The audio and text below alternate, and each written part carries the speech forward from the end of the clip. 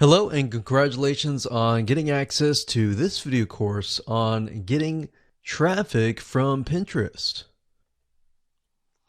This, of course, is video number 1, which is the introduction, and we're going to dive right in. First things first, I want to talk about the mindset, and we really want to focus on quality over quantity. And what do I mean by that? What I mean is that this is not about how much traffic that you can get from your Pinterest images, but rather how much quality traffic that you can get from Pinterest.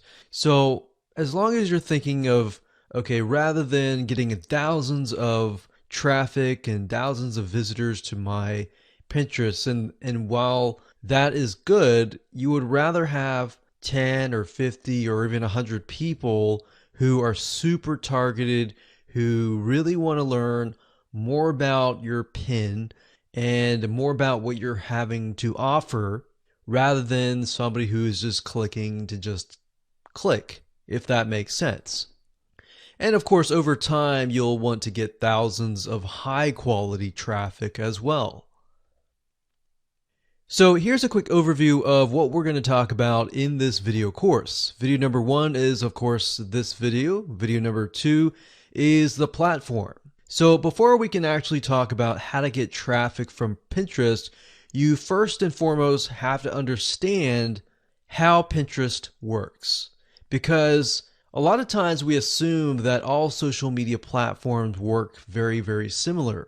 And while yes, there is an element of truth to that, the reality is that Pinterest works very different compared to that of Instagram or Facebook or YouTube or any other social media platform as well. Then, of course, video number 3, we'll talk about quality and how to make sure that the images to your content and all of that is high quality. And what exactly do we mean by that? And what does the funnel look like from the point of attracting the person to pinning the image, to looking at the image, to getting them over to your content and all of that? Now, what that entails is congruency, which is what we're going to talk about in video number 4.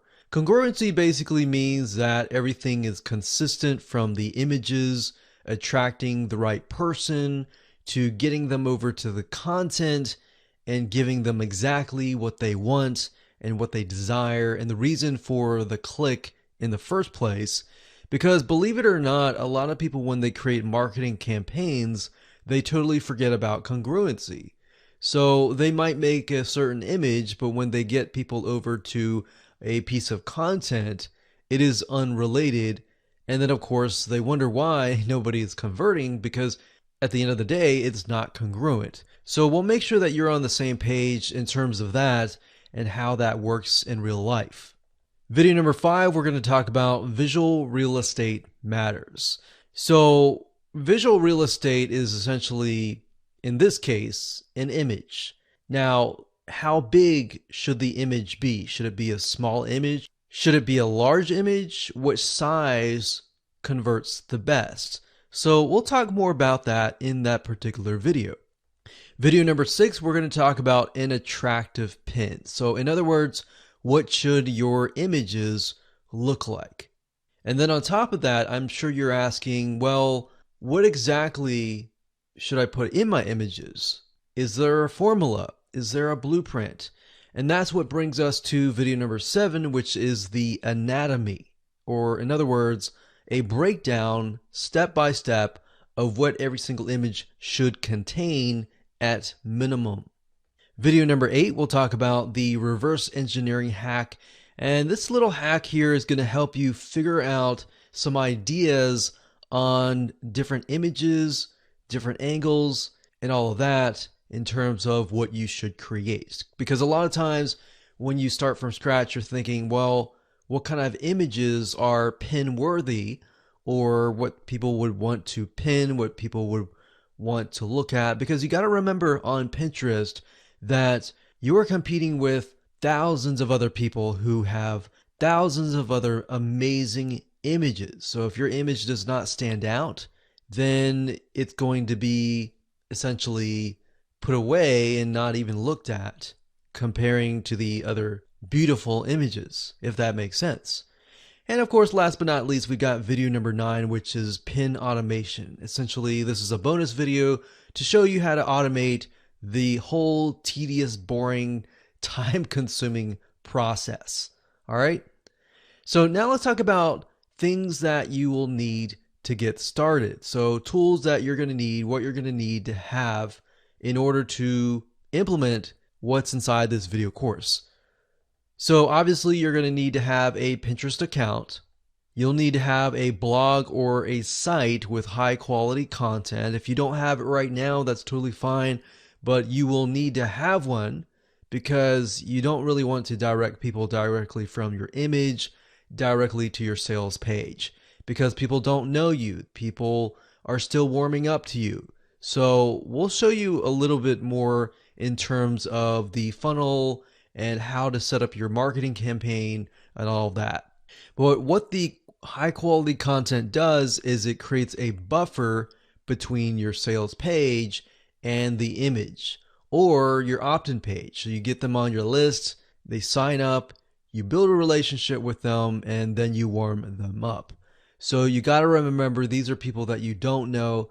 These are not people that know you. And of course, this is optional, but you'll need some money if you want to make your images look professional and appealing. So if you're not a photographer and you don't really want to hire a photographer and go about doing that way, you can always purchase what we call royalty-free images that are already professionally made that can fit your niche. And we'll talk more about that in a later video. And of course, some money for optional tools, which we'll talk about in video number 9. All right, so with that said, let's move on to video number 2. Okay, so welcome back. This is video number 2, and this is the platform. So before we get started, it's crucial that we're on the same page. Now, I know you're excited about learning how to use Pinterest to get amazing amounts of high quality traffic, but to ensure that your success is going to be high, we want to make sure that you're hitting or at least close to the bullseye. What do I mean by that? So if you can imagine a bullseye or a dartboard and you're trying to aim for the center bullseye. So that's what we're talking about here.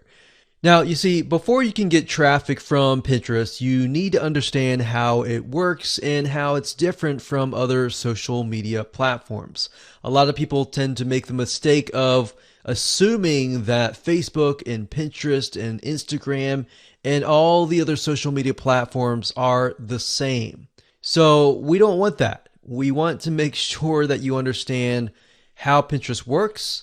That way you can understand what types of people are going to Pinterest, what they're looking for, what is the culture. And if you understand that, it's going to be easier to help you communicate with these types of people. So it's very different. It's kind of like walking into a formal business meeting and assuming that they're your friends. Well, obviously, the way that you would treat your friends would be very different from how you would interact people in this formal business meeting. Or say you go to a place that you don't know the culture. Understanding the culture is going to be good for you because that way you're not going to offend somebody. That way you don't do something that is totally out of norm. You do something in the sense that it will gain their trust at a much faster rate. So that's why we have this particular video, because it's very overlooked in terms of not knowing how things work.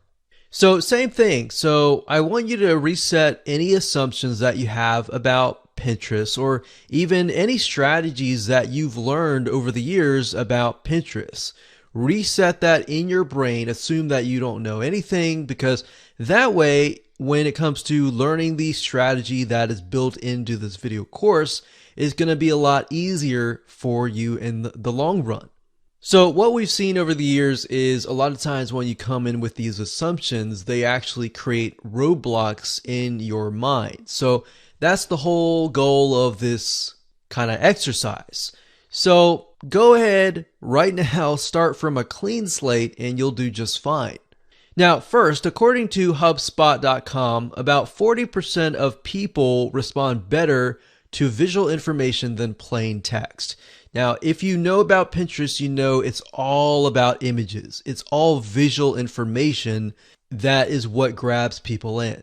So when you think about Pinterest, when they're looking through images, they find an image that catches their eye, they click on it, and they get sent to an article. So you want to make sure that your article on the other side also has a lot of visual information and visual content as well. So you don't want to send people from an image directly to an article that is full text. You want to send people directly from the image directly to the content that is filled with either tons of images or videos with visual content as well.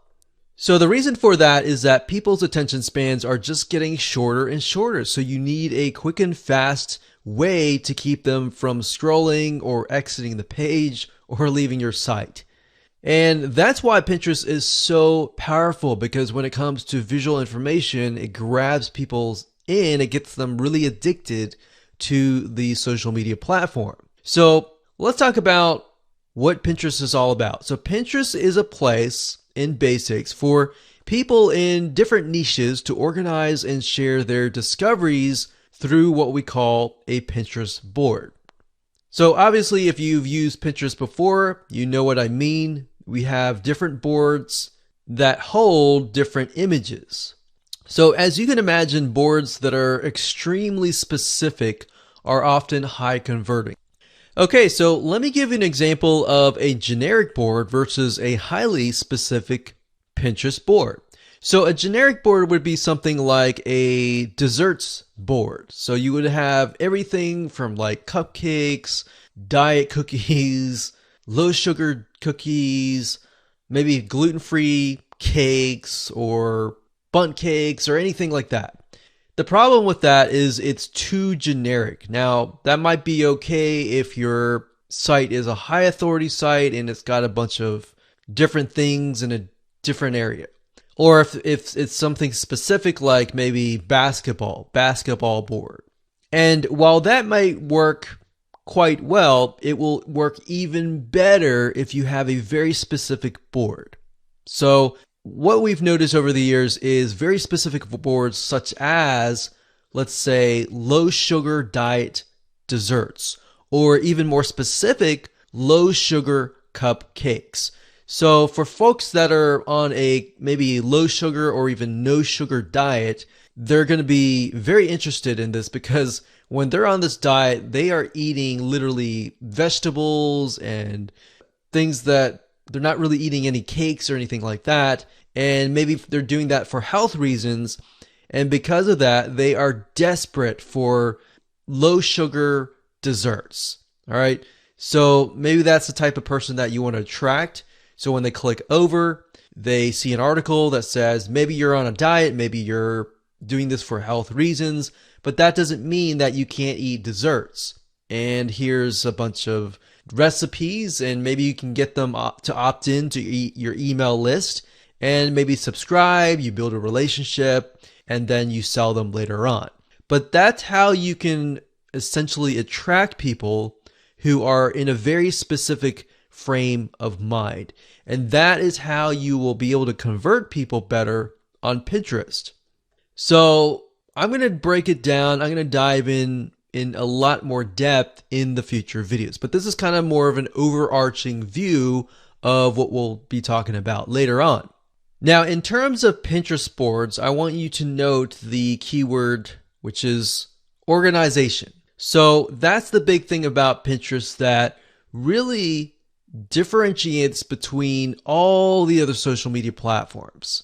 You see, not many social media sites allow you to easily organize content except for really Pinterest. So it's a great place for people who want to learn how to do something to literally organize everything into a board So if somebody is interested in low sugar cakes, they're going to go there and they realize, oh, wow, I can make this, I can make that, I can make this. And you've got so many recipes that people are interested, they click over and they really get hooked on your board. Now, you could, if you wanted to, create a board of different recipes from either from you, from other competitors, and that's fine. Or you could create a board with all of your recipes on there. So in other words, this is a place where a lot of DIYers go. Now, if you don't know what DIY stands for, it's do it yourself. So people who want to look for recipes, they want to create food, they want to look at projects, maybe home projects, they want to see how to do something. They're most likely inclined to want to buy something, if that makes sense. So as you would guess, Pinterest is the place to go from sharing everything from images, videos, content in order to actually do these projects. Whereas on the other hand, if you think about Facebook, for example, a lot of people are there because they want to know what is going on with their friends and family. They're not really there to necessarily learn. So it's a very different platform and a very different culture and a very different mindset. Now, let's be frank and say that Facebook, while Facebook is great, it's not great for organization. In fact, if you think about it, anytime you create a post of an image or a video, it can easily get lost into the feed as time passes on. And even if you think about Facebook groups, for example, you'll notice that even groups are very, very hard to organize. If somebody posts a post, a lot of times in a Facebook group as well, or even a page, it will eventually go down and it's not really a great place to organize. So Pinterest is great for planning, getting inspiration, organizing, and ultimately implementing, which is usually where the purchase happens. So remember, people are going to Pinterest because they're looking for inspiration. They're looking to organize their house. They're looking to learn something. And if learning something usually leads to buying something, you think about people are looking through recipes. They're going to have to buy food, right? And ingredients to make the food. Or they're looking at home projects. Let's say, for example, how to paint a room. They're eventually going to need to buy paint.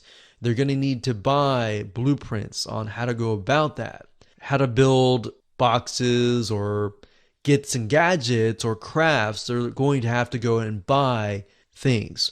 So imagine that. Keep that in the back of your mind and understand that people are there to buy. So in hindsight, 2020, you realize that Pinterest can really produce a lot of sales if done right. So that's why we're going to break things down in the next few videos in terms of the funnel and how your marketing campaigns need to be set up. So with that said, let's move on to video number 3.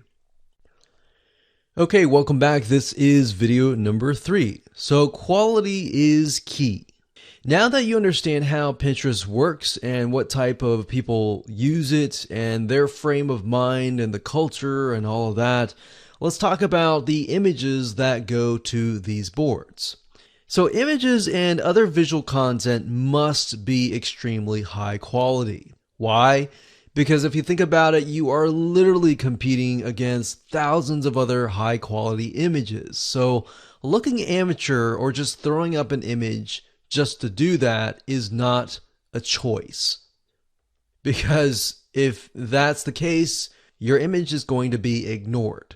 In fact, you need to know how to create high quality images. If you analyze thousands of Pinterest posts and images and the images that are being pinned, you realize they have something in common.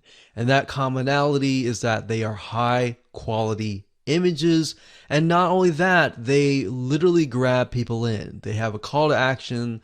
they have specific elements which we'll talk about at a later video when we talk about the anatomy.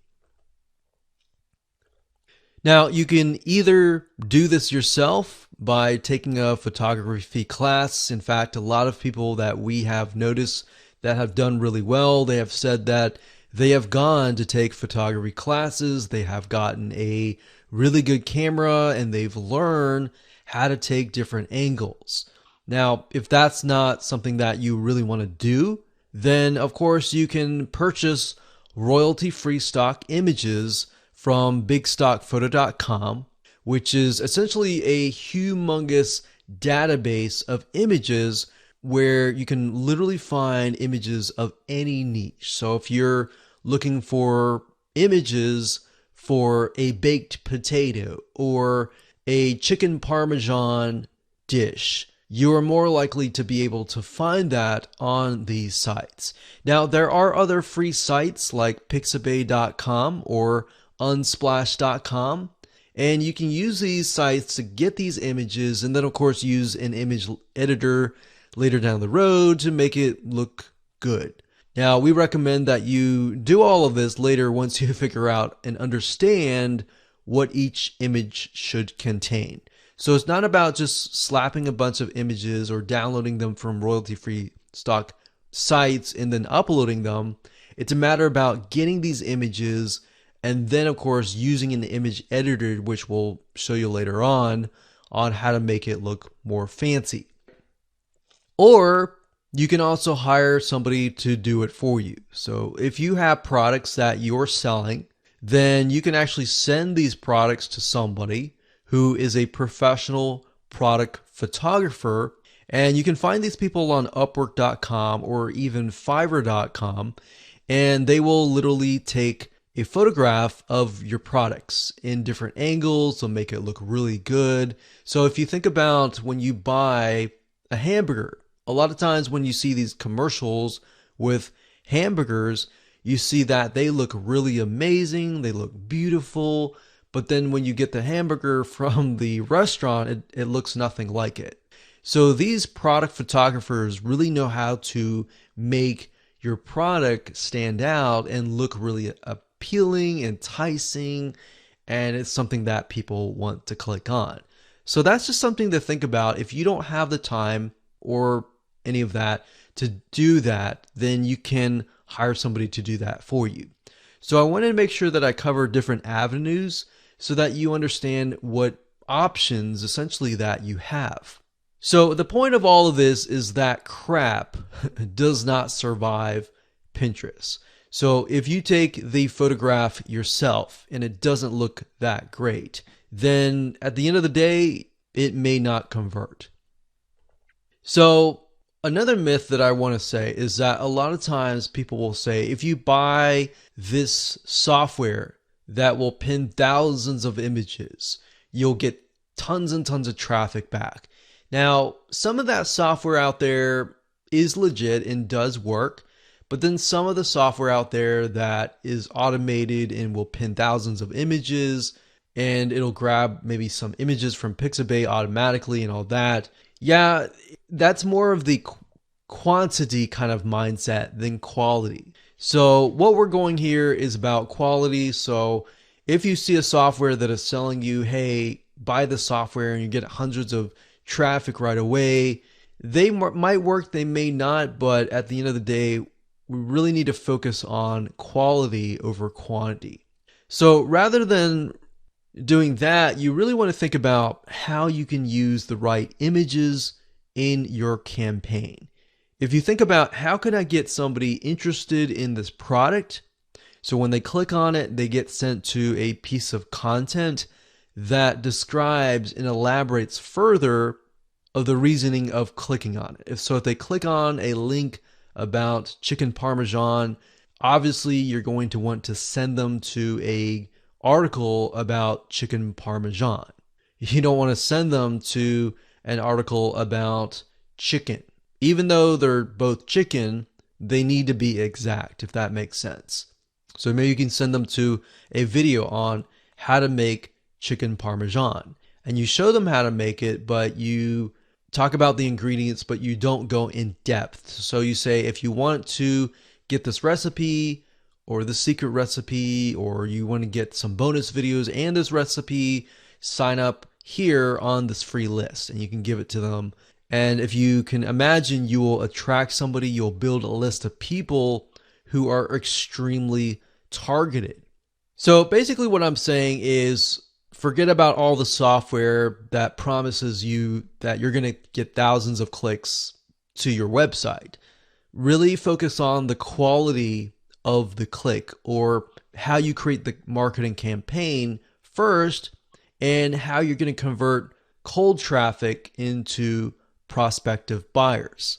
So another key point here, which I've touched base on, is congruency, is making sure that your image matches your content, which we'll discuss in the next video. Now remember, the image that you put up will attract and excite someone. You want to attract the right person. So really knowing and understanding the demographics, or what your person that you're trying to attract will look like, is really the first step to a successful marketing campaign. So if we go back to the person who might be looking for low sugar cupcakes, that type of person, why are they looking for low sugar? Maybe they are on a diet. Why are they on a diet? Do they have some sort of health issues, or do they have cholesterol or low cholesterol diet? Are they facing a specific problem?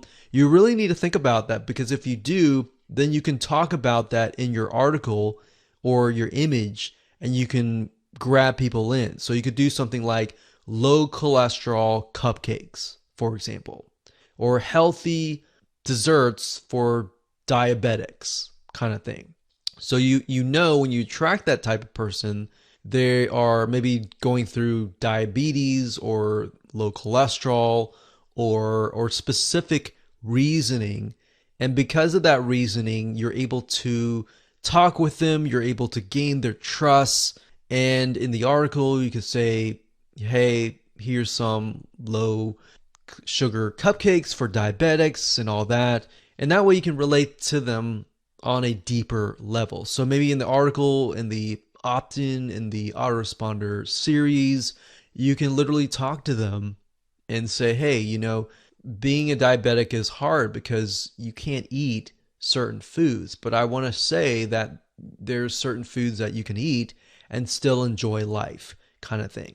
And that's how you're going to be able to sell. It's not about getting thousands of clicks from your image to your article. It's about getting the 10 people or the 20 people that really understand what you're talking about, because in that way, in that light, they're going to be more open to actually buying from you, if that makes sense.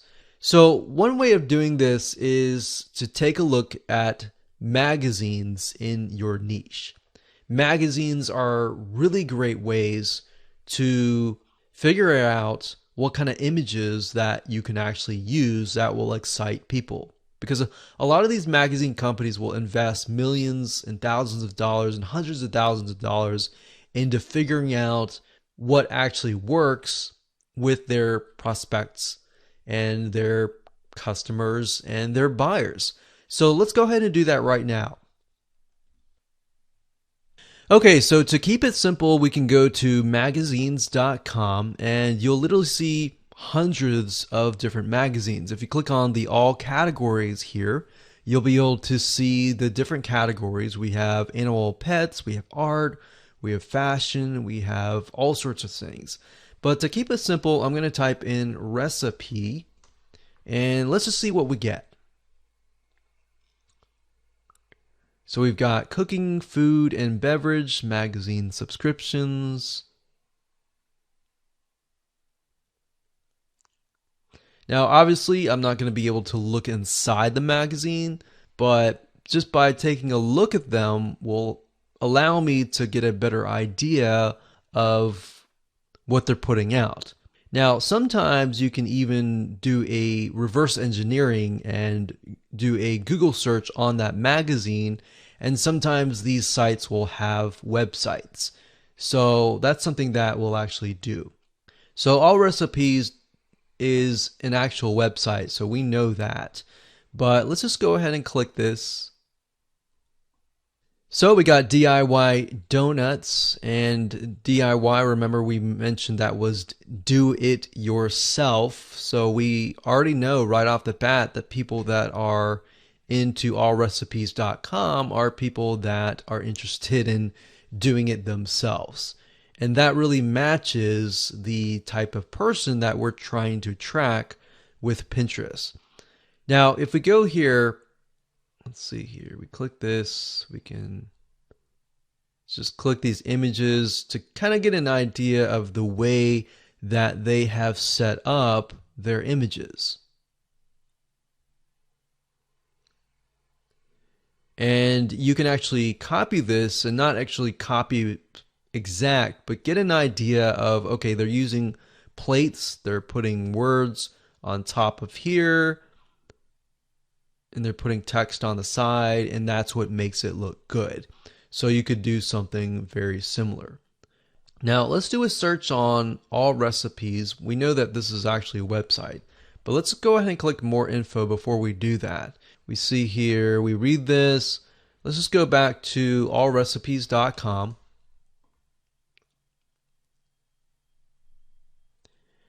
So we can see 12 delicious chicken thigh dinners. Now, one little tip that I'm going to give you is that a lot of times with Pinterest type articles, if you can do something like the top 5 or the top 10 or 10 chicken dinners or 10 maybe low carb desserts or top 5 low sugar desserts kind of thing, that actually will do really well. And those tend to get pinned a lot because it's not just one, it's many, and they're definitely interested in that. So we can see in terms of the images that could potentially be pinned, they're simply pictures of the food. Now, in terms of images, you can kind of get away with this with food because, and without any words or anything like that, but by adding words in some sort of call to action, such as want this recipe, click here. If somebody pins that, they're most likely going to click there versus they're just seeing this because they don't exactly know what this is. So you could put the words baked teriyaki chicken on this so that somebody knows, okay, this is baked teriyaki chicken, because not all the time can you take a look at an image and know exactly what it is all about. But if you notice, one thing that I mentioned earlier is that this article is a great example of going from an image to an article that has tons of visual information and visual content. So you can see that this page is literally filled with images. So it's got about 12 images, and in terms of text, very little text. So that's something to keep in mind with Pinterest, is that a lot of people go there looking for images. When they click on an image, they're not looking for a full article of text. They're looking for more images. So if you can do that, that will keep people on your site, and that will get people more engaged. Hello and welcome back. This is video number 4, and let's talk about congruency. So visual content that are pinned must go to high quality written content like blog articles, websites, in order to be shared. In other words, your image should show the end result or the end desire. And we'll talk more about that in just a minute. Your content should partially explain how to achieve the end result or end desire. So whatever you are selling will complete this solution. So let me explain. It should look like something like this. The image is the first thing that people see on Pinterest. They click it because they're interested in it, And we're talking about people that are on the Pinterest site. So not to be confused with people who have pinned the image. So these are people on the Pinterest site that are looking on the Pinterest boards. They see an image that they like, they click it, and then they get sent to a written article. Now, a lot of people make the mistake of sending people directly to the sales page. And that's a big no-no because you're dealing with people that don't know you. You're not going to go up to some random people and say, hey, can I have your phone number? Or you want to go buy from me. You're going to go up to them and say, hi, my name is so-and-so. And you start to talk to them. You start to realize you have common ground. You begin to build a relationship with them. So same premise here. You're going from the image to a written article to an opt-in or a sale. Now, from the written article, sometimes you can go straight to the sale because somebody who may be looking for the solution immediately doesn't really want to wait. But if you know that they're not looking for the sale, but rather they are somebody who is interested, you can get them to sign up on your email list. And then, of course, from that point on, build a relationship with them. And then, of course, get the sale later down the road. So now to give you an example of this in real life, let's say, for example, that your image shows a picture of a no sugar cupcake. And this is going to attract somebody who cannot eat sugar and has health issues. So kind of tapping into the example that I talked about earlier. This could be somebody who maybe is diabetic or somebody who has a health condition who can't eat sugar. So you're going to have on the image, it's not going to just be an image, it's going to be an image with some text that you can grab them in. You're going to have a good description to tell people what the image is all about. Now, if they click on that image and they get a cupcake, and that is made of sugar, brown sugar, sugar cane, even coconut sugar, they're going to be upset and leave. Or let's say you don't even have any text and it's a sugar cupcake. And somebody clicks on that and then they get sent to an article that is like a no sugar cupcake. They're going to get upset with that. That is why the image is so crucial. It's not just about a beautiful image, but it's an image that has a good description, that has text on it, and that has a call to action. Or worse, they're going to go back to Pinterest and alert everyone else that this image may be misleading or anything like that. And that's just not good for you and your reputation. But if they go to the content and they find out that you've made in this amazing, tasty cupcake that uses no sugar at all and is healthy, guess what? They're going to go back to Pinterest. They're going to tell everybody, they're going to say, hey, I tried this. This is amazing. This is something that you're going to want to try as well. They are going to become your fans. And of course, they're going to become your voice. And essentially, they're going to become your marketers. So you've got yourself a potential customer, a potential person that's going to market for you. Now imagine adding them onto your email list and then of course building that relationship over time. They're most likely inclined to actually buy from you. And that is what we call a profitable targeted automation machine by using Pinterest. And that's the goal of today. That's the goal of this video course, is to get you in that mindset so that you understand that this is the power of Pinterest, but it must be done right.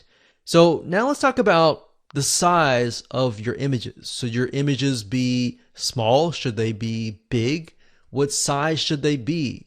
What should they look like? Let's talk about that in the next video. Okay, so welcome to video number 5. Let's talk about visual real estate matters. So visual real estate is not talking about houses here, but it could be visual, it could be virtual real estate. Same thing. Basically, all that means is that the size of your image matters a lot. So imagine the image or even the screen right here.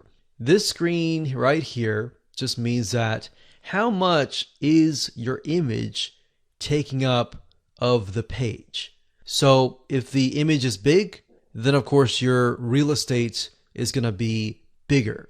If it's small and you're not taking a whole lot of space, then your real estate virtually or visually is going to be not a whole lot. Now, why does that matter? Well, did you know that Pinterest allows you to pin graphics that are vertically oriented, meaning that they're long, which means that you're going to take more real estate compared to that of a square. So if you had the option to either use a square or a vertical rectangle, which one would you use? Well, the vertical rectangle, of course, right? Because not only does it take more space out of the page, it definitely shows up compared to all the other images. And not only that, in addition to that, it stands out. Now, when you're dealing with vertical rectangles, the problem is you need to make sure that your images look good. Because with a square image, you just put up an image, you can put a call to action, put up important information on that and put it up, and that's it. But with a vertical, you begin to realize that you need to really make it look good. It's not just a bunch of images, it's got to look really good. And don't worry about that. We're going to talk about that in just a second. So if you're not a graphic designer, it doesn't matter. You're going to be able to create some amazing pictures. Now, going back to why this is important and why taking up more virtual real estate is important, this is because the more of the page that you're going to take up, the better. The smaller of your image is, the less of the page you take up, and worse, you're going to be overpowered by folks on Pinterest that are using these longer pins, because the longer pin is actually the strategy that will actually work.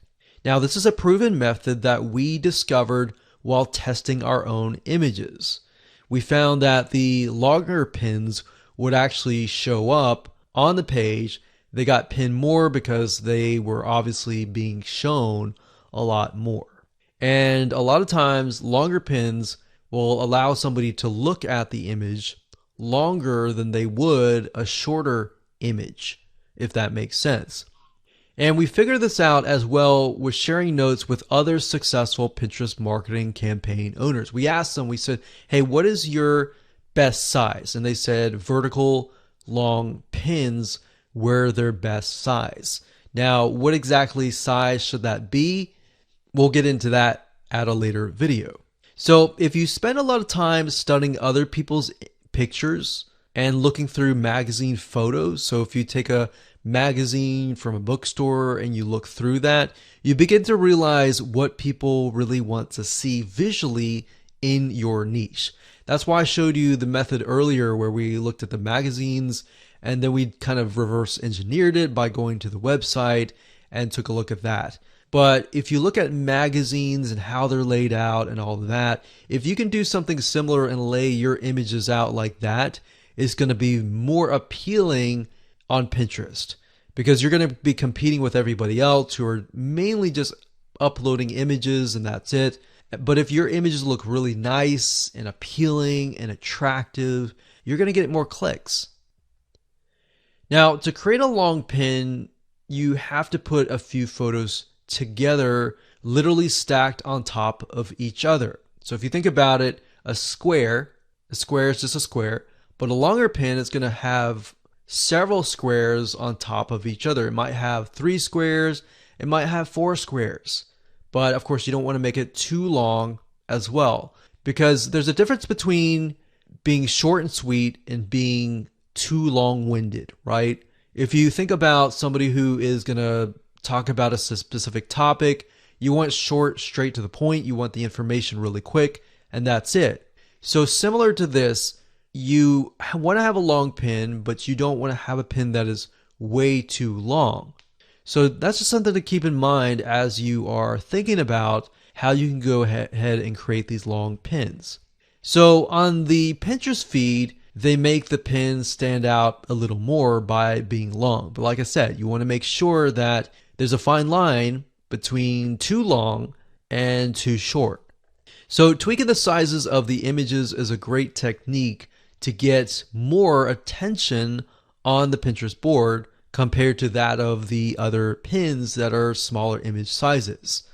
So in the next few videos, we're going to discuss one type of long graphic that attracts a lot of attention, that works really well, that you can easily create without having any sort of professional graphic designer experience. Hello and welcome back. This is video number 6. Let's talk about an attractive pin and what that looks like. So according to a recent article by HubSpot.com, publishers who use infographics grow in traffic on average about 12% more than those who don't really use infographics. So we found the same, that to be true, that after we started using infographics, we started seeing an increase of clicks, and not just only any click, but high quality clicks. Now, if you're not familiar with them, they're basically long vertical images which turns great content into eye candy.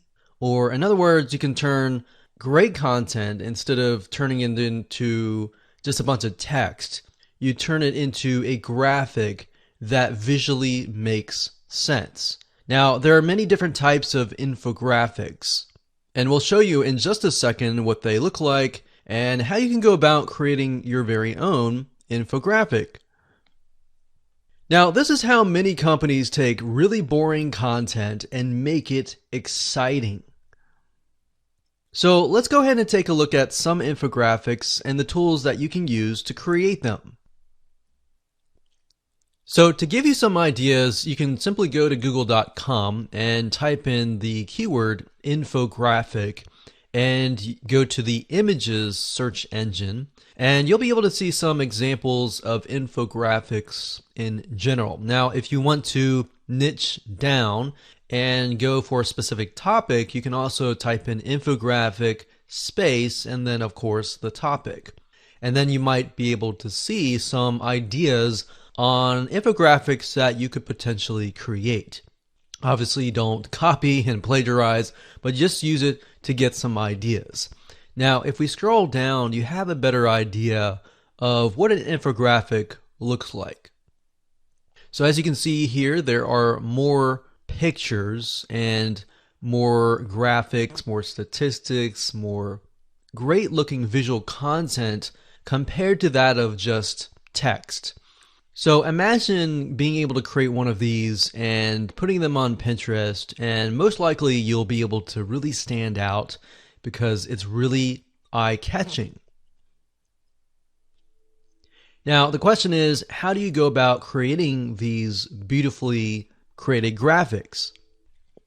So there are several ways to go about doing this. You can either create it yourself from scratch. Obviously, that would take too much time. So you wanted to find an infographic template. So you can go to graphicriver.net, and if you go this route, you will be essentially meeting it halfway manually. So you're not going to do it totally manually, but you will be editing a template, typically with Photoshop. Now, if I go to graphicriver.net and I type in infographic food, for example, we scroll down and you're able to see that there are 730 infographics related to food. So as you can see, compared to that of hiring somebody, which typically can run anywhere from $100 to several $100s, because they do take time to create, but they are well worth it at the end of the day. It's only about $8 each infographic, so they can run around $8 or sometimes $5 to $10. Now, if you want the easiest route, the easiest is to simply utilize a tool, and we've used many tools and really come down to one tool in particular, which is called Piktochart.com. That's Piktochart.com. Now, when you go to the site, you're able to create infographics very, very easily if you click on the infographic here. Initially, there are many free templates, but if you do an upgrade, you'll get access to a lot of other fancy templates. Now, editing templates is simply by pointing your mouse at something and clicking it, and then of course editing it via either the text or the image. So this definitely makes it easier compared to downloading it off of graphicriver.net, editing it with Photoshop, and then exporting it. And all of these are pre-made, so you have access to typically hundreds. And as you can see here, if you upgrade, it's about 600 templates and new templates every single week. So we've used Piktochart for many years. We have downgraded because we're not really creating as many infographics, but it's great when you're just getting started.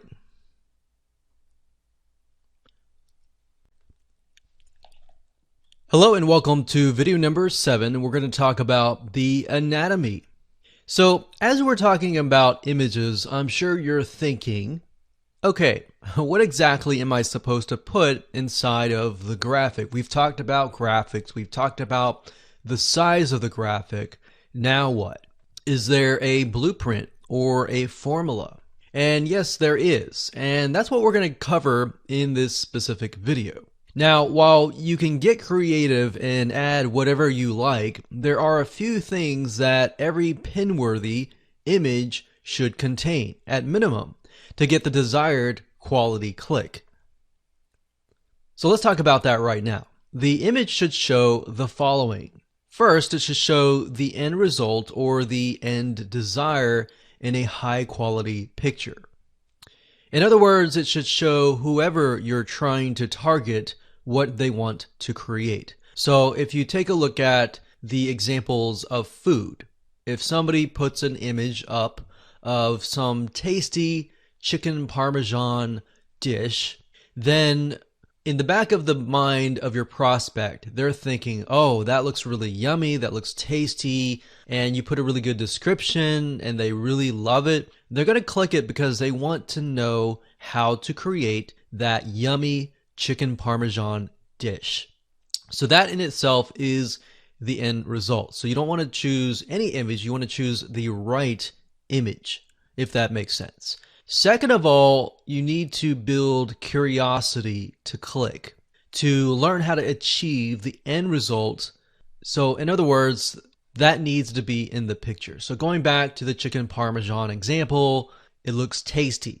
So the fact that it looks tasty, people want to know, how did you create it? So your goal is to get them interested enough to click your image and land on the content piece. Your goal isn't to sell them immediately, rather just to get them curious and interested. That's it. Remember, when it comes to selling online, it's not about getting them to click and buy. Like we talked about earlier, when it comes to relationships, you don't go up to somebody and say, hey, would you love to, do this and that with me, go and hang out, be best friends kind of thing.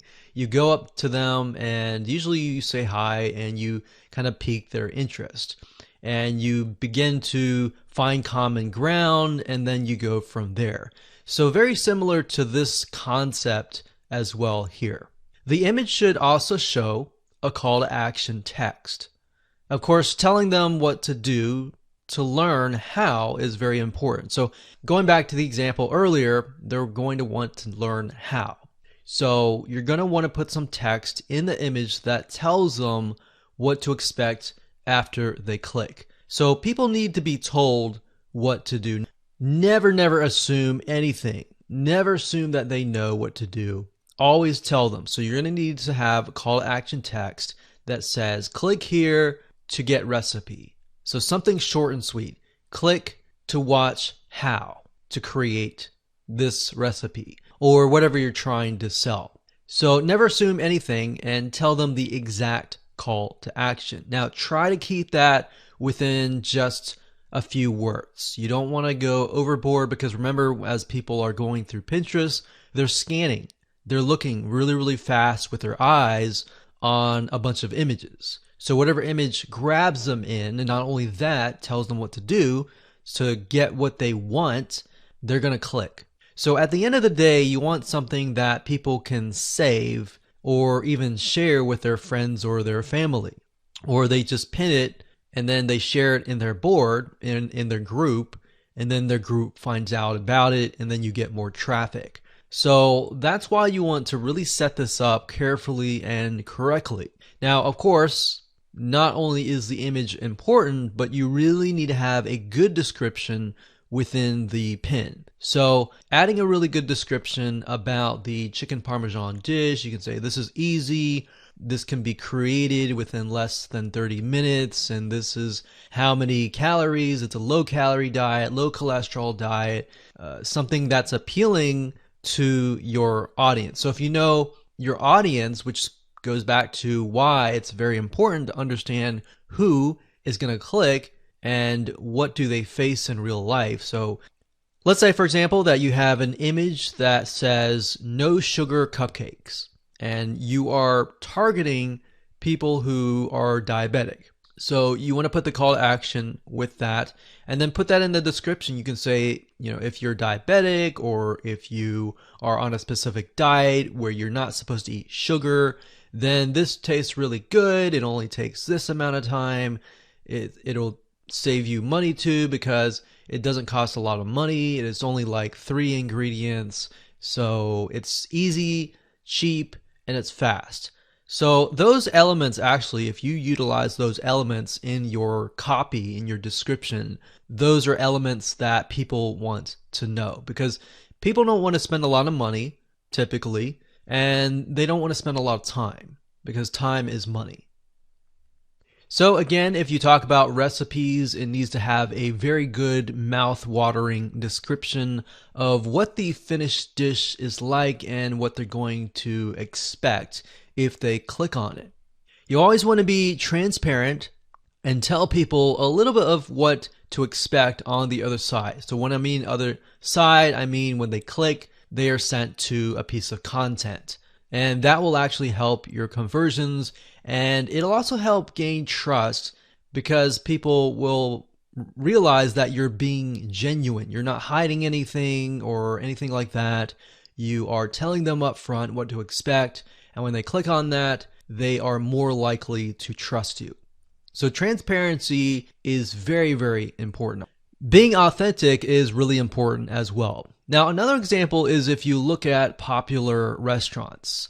These popular places have really good menus with really good descriptions of the food with pictures. So they do a really good job. And if you think about it, people go in the restaurant, they're ready to buy, but they're interested. They don't know exactly what to buy, but they look through the menu, they see what they like, they buy it. So looking at these, because it's more of an instant buy, these are really, really good to look at. So menus from popular restaurants, the next time you go out to take a look at how they do it, and pick a restaurant that is doing really, really well. Now, sometimes you can go on Google and do a search on the restaurant and find restaurants that you really like that are doing well, and look at them, see if they have a menu on their website, and see how they've laid things out and use those descriptions.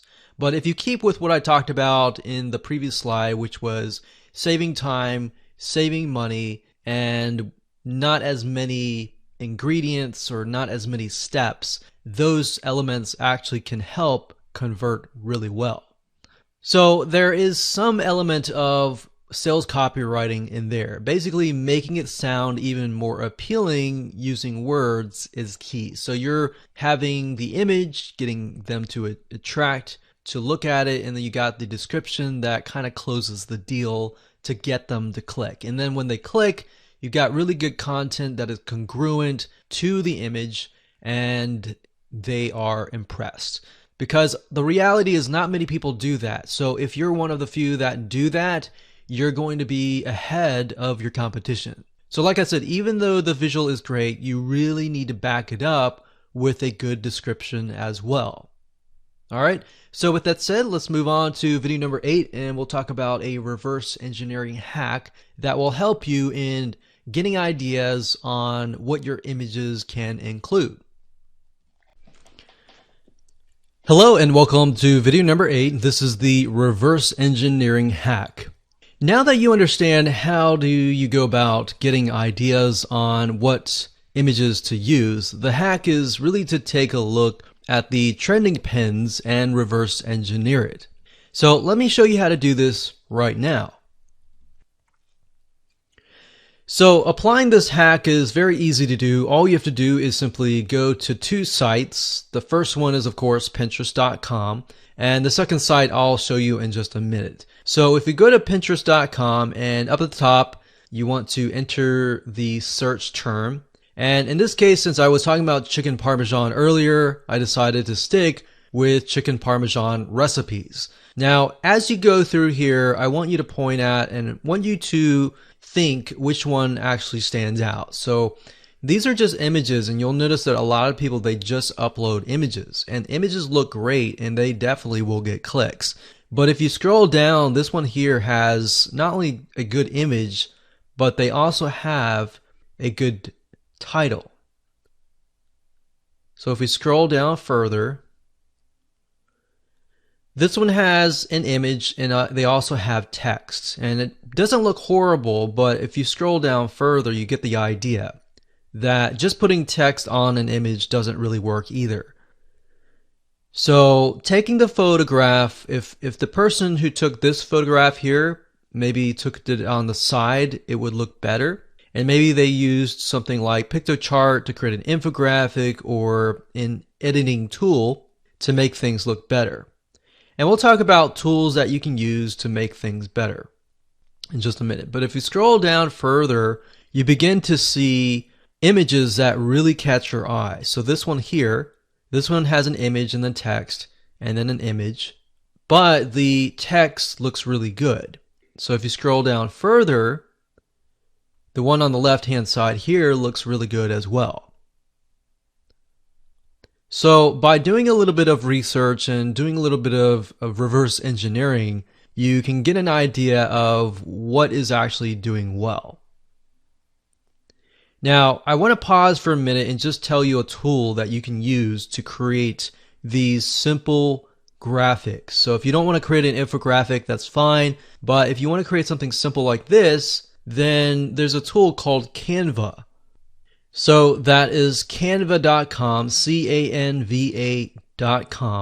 And as you can see here, you're able to create really beautiful pictures without having Photoshop. So you can edit this anywhere you are as long as you have access to the internet. Now, what's nice about Canva is you're not limited to just posters. In fact, if you go up here, you're able to see the different templates and designs. So if I go back one page and I go to features, you can see the document types of the cars, logos, flyers, banners, reports, resumes, postcards, proposals, infographics as well, book covers, newsletters, all sorts of things that you can create, magazine covers. You can even go further and create your social media graphics as well, but that's going a little bit on a different route. So now that you know a tool that you can use to create nice looking graphics aside of PictoChart.com, let's head back on to Pinterest.com. Okay, so what you want to do is scroll down and then look for an image that really stands out. So as we're scrolling through here, I feel like the one that's really standing out to me is this one here and this one here. Now, if you notice, if you put your mouse over each image, at the bottom here, you're going to see the domain name of the person that owns this image. So we put over here, we can see this is inspiredtaste.net. We've got chefsavvy.com. We've got kitchenswagger.com. So what we do is we find the domain name. And the next step is we obviously can see that these people are professionals. So we want to take a further look at them. So what we do is we head on over to a site called buzzsumo.com. That's buzzsumo.com. And then immediately you see Content Analyzer. And normally this will show up by default, the first thing that you'll see. If not, you can click on content research, content analyzer, and then you'll want to enter the domain name. So in this case, it's kitchenswagger.com. And if we scroll down, we can see all the content that BuzzSumo has essentially extracted, and we can get an idea of how well the content is doing. So we can see this one here is getting about 300 Pinterest shares. So it looks like the majority of their traffic is actually coming from Pinterest. And that's a good sign, because that tells us that the way they've created their graphic is a good sign that tells us and confirmation that their images are working and people are sharing their content. So what you can do is you can simply click on their link. Now, before we do that, let's just try something. Let's see if we can do chicken swagger chicken and do a search. So that doesn't really give us the data. We're looking for the chicken parmesan. But anyways, it looks like they're very consistent. So what I do is I take a look at the highest content piece that is getting the highest amount of Pinterest shares. And then we take a look at the content and just see how they've laid out their content. So how to grill the best pizza you've ever had. How to make the best chicken parmesan you've ever had. So they start with an image, content, some bold text, then they have images, lots of images. And then they go to the recipes. So what you're trying to do here is get an idea of why people are pinning it and how you can apply that to your own content. Obviously, you're not plagiarizing or copying them. You're simply getting ideas on how you can lay things out for your own site. Because what we found is that with Pinterest, a lot of times the content for a specific demographic, a specific audience, a specific niche can be very different than other audiences and other niches. So that's why taking a look at your competition, essentially, and what is actually trending and which one is getting good Pinterest shares and all of that, and then stick with that. So that's a very simple hack that you can apply. So as a recap, number one, go to Pinterest.com, do a search for your niche or specific image that you're searching for, and then take a look at the best image, and then go to BuzzSumo second of all, that's step number 2, and then type in the domain name, and then take a look at their highest Pinterest shares, and from that, take a look at how they've laid things out on their blog or their website, and then try to take a look at a few again and see if there's a similarity and a commonality. So that's it, and hope you enjoyed that. Let's move on to the next video. Hello and welcome to video number 9, and this is going to be pin automation. Just want to say congrats on reaching the end of this video course. So this is sort of a bonus video that is going to make your pinning much easier. Pinning lots of high quality images is crucial, and you really want to be consistent and you want to schedule it ahead of time. That way you can schedule weeks in advance, and then you can focus on the long term as much as possible. And by doing that and by being consistent, that will actually help you get a good amount of traffic if you followed this formula. So obviously you can't be near a computer 24/7 either. So really finding a tool that can help you automate this process as much as possible is important. So let's discuss some tools that will help you with this process. So there are tons and tons of different tools out there that you can use, that you can pay for, but over the years, one tool in particular that we have seen really sustain the test of time and really update their features and all of that is viraltag.com. So as you can see, it says the #1 social media marketing tool for sharing visuals. So it's not just for Pinterest, it's for other social media platforms as well. But in terms of utilizing this with Pinterest, it's actually very, very good. So you can schedule unlimited posts so they don't charge you per post.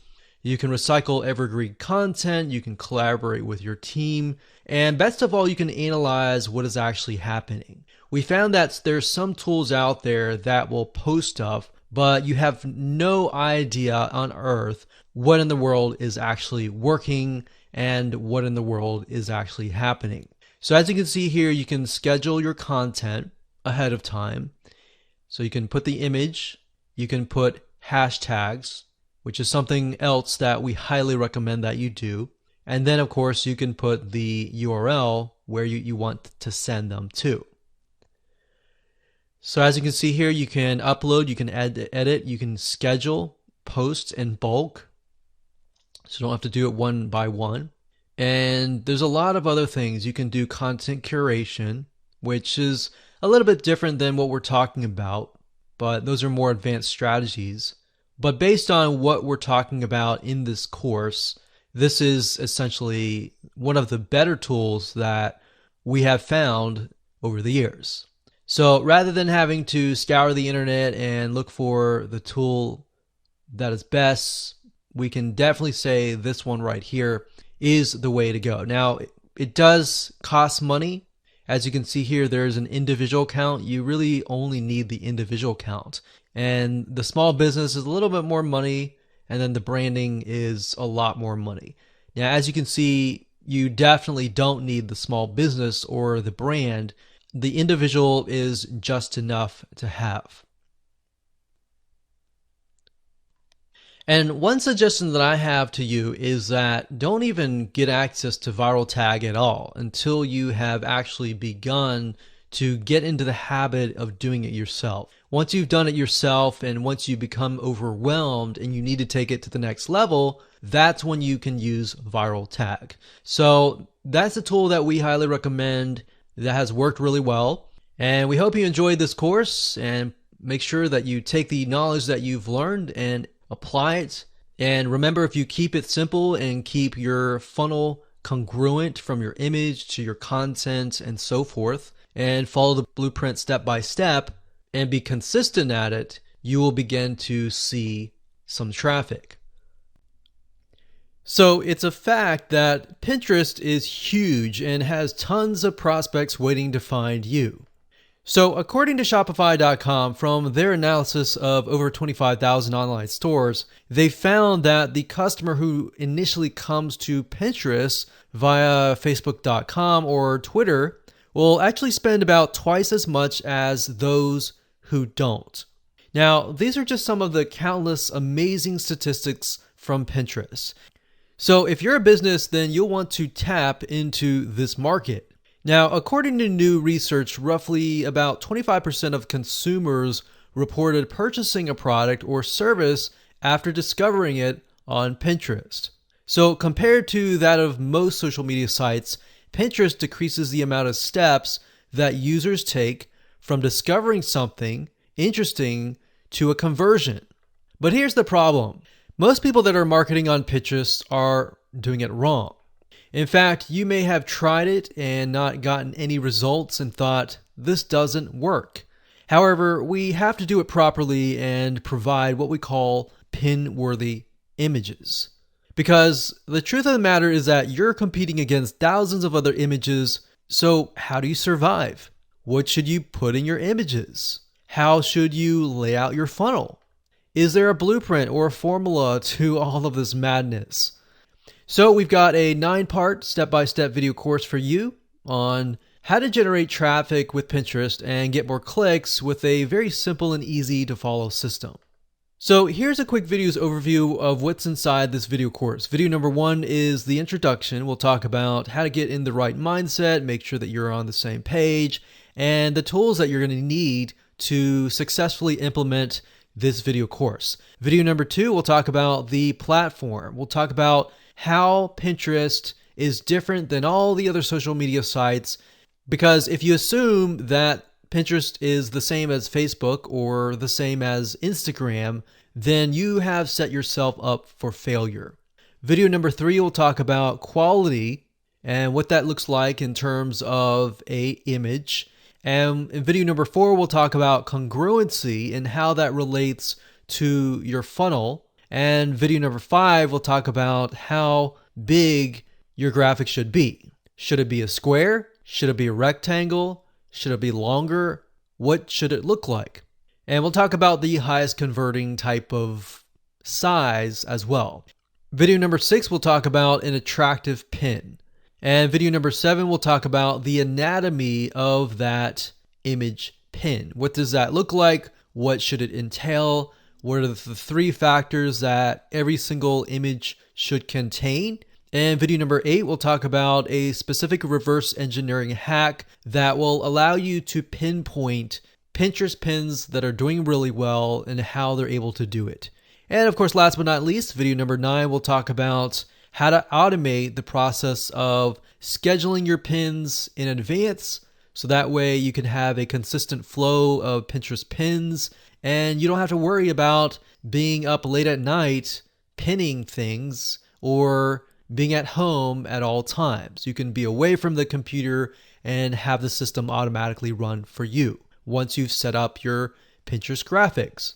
So go ahead and grab this video course and learn how to generate high converting traffic from Pinterest.